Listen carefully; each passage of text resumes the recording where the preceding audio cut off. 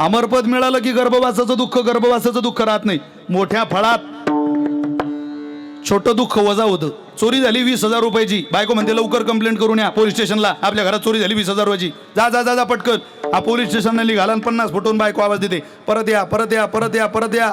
तो म्हणता झालं काय ग, मी कंप्लेंट करून येतो ना. ती बाई म्हणते कंप्लेंट करू नका, चोरी 20,000 रुपयाची झाली, पण चोराचं 2 लाखाचं पाकिट पडलं आपल्या घरात.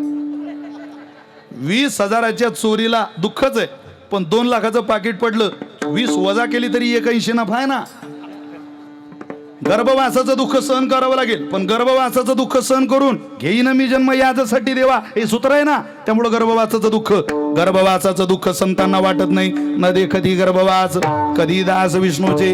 अरे याही जन्मात विष्णूचेच दास आणि पुढच्याही जन्मात अनुसरणाच्या आधारावर विष्णूचेच दास. आणि काय गर्भवासाचं दुःख पाहायचं महाराज, पण इतकं दुःख सहन करण्याची ताकद तुम्हाला देईल कोण? अभंगाचं 3रं चरण.